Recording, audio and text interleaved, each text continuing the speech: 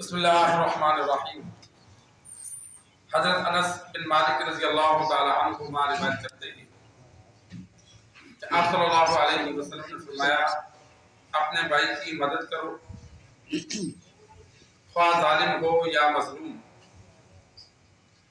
تو ایک صاحب نے عرض کی کہ مظلوم کی تو مدد کی جائے گی، تو ظالم کی کیسے مدد کرے؟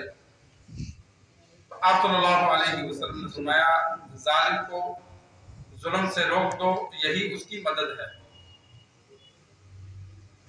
سرکار دو عالم صلی اللہ علیہ وسلم نے دوسروں کے ساتھ تعاون کا حکم دیا کہ اپنے جو مسلمان بھائی ہیں ان کے ساتھ خیر خواہی والا معاملہ کرو، کہ اگر کوئی مظلوم ہے دوسرا بندہ اس کا حق نہیں دیتا یا بھی کسی بھی اعتبار سے اس پر ظلم کرتا ہے تو تم مظلوم کی مدد کرو جتنی کر سکتے ہو۔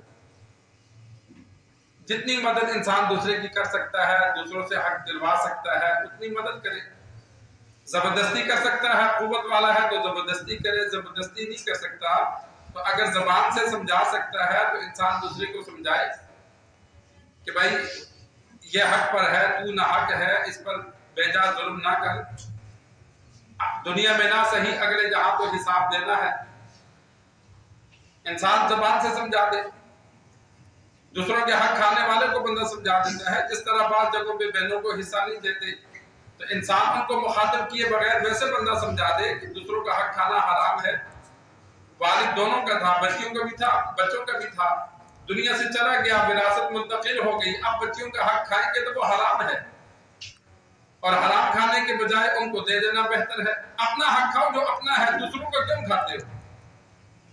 عورت ہو یا مرد ہو، دوسروں کا تو حق کھانا جائز نہیں ہے، ان کو دے دیا جائے، آگے ان کی مرضی، چاہے واپس کر دیں چاہے خود اپنے استعمال میں لائیں۔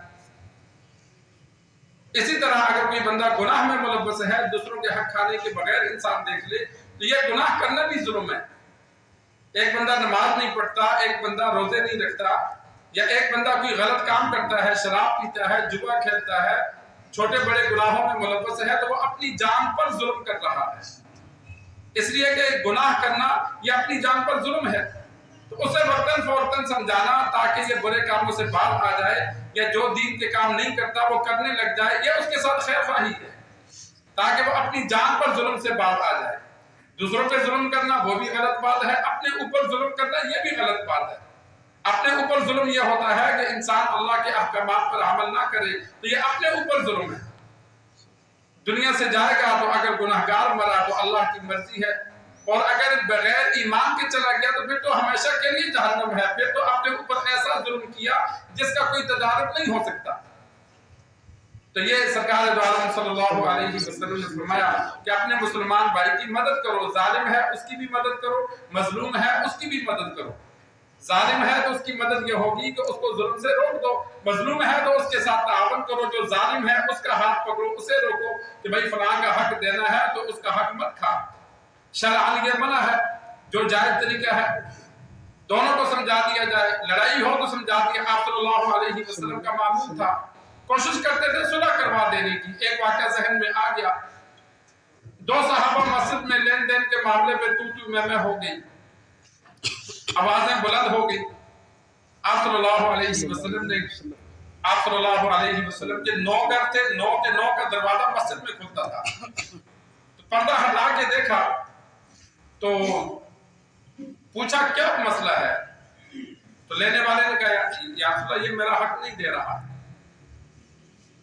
جس نے دینا تھا اس نے کہا میں اتنا دے سکتا ہوں، بقایا فی الحال نہیں دے سکتا۔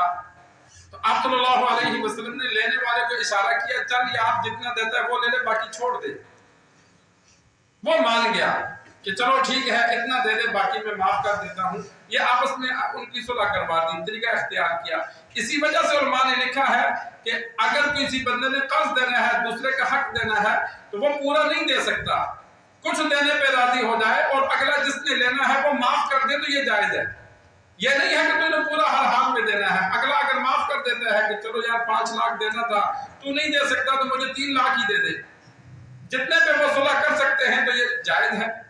اور دینے والا زیادہ دے یہ بھی جائز ہے۔ آپ صلی اللہ علیہ وسلم نے ایک بندے سے اونٹ لیا تھا، جب واپس کرنے لگے تو صحابہ نے عرض کی یا رسول اللہ جیسا لیا تھا ویسا نہیں ہے، فرمایا اس سے اچھا دے دو۔ تو جس نے قرض لیا ہے پہلے طے نہ ہو، پہلے طے کریں گے تو سود بن جائے گا، پہلے طے نہیں ہے۔ ایک بندے کے ساتھ دوسرے نے نیکی کی، وہ خوشی کے ساتھ جب واپس کرتا ہے تو کوئی کچھ زیادہ دے دیتا ہے یا ساتھ کوئی تحفہ دے دیتا ہے تو یہ گناہ نہیں ہے، کیونکہ طے نہیں تھا، وہ اپنی خوشی سے دے رہا ہے۔ تو یہ سرکار دو عالم صلی اللہ علیہ وسلم کا معمول تھا کہ اگر صحابہ کی جب کلش ہوتی تو ان کی پھر آپس میں صلح کروا دیتے تھے۔ تو ہمارا بھی یہی کام ہونا چاہیے کہ جہاں دو بندوں کا کسی معاملے میں جھگڑا ہو تو کوشش کی جائے کہ ان کی آپس میں کسی طریقے سے جھگڑا ختم ہو اور آپس میں بات بن جائے، ایک دوسرے کا حق ادا کرنے کے بارے میں کہا جائے کہ تو اتنا دے، کسی طریقے سے دونوں کو راضی کر لیا جائے۔ اگر نہیں راضی ہوتے تو پھر جس نے حق دینا ہے اس کو بھی سمجھایا جائے کہ بھائی کوشش کر کے اس کا حق ادا کر تاکہ لڑائی ختم ہو۔ تو سرکار دو عالم صلی اللہ علیہ وسلم نے فرمایا ظالم ہو یا مظلوم اس کی مدد کرو۔ اللہ سے دعا ہے اللہ ہمیں دین سیکھ کر سمجھ کر ہر برے عمل سے بچنے کی توفیق عطا فرمائے۔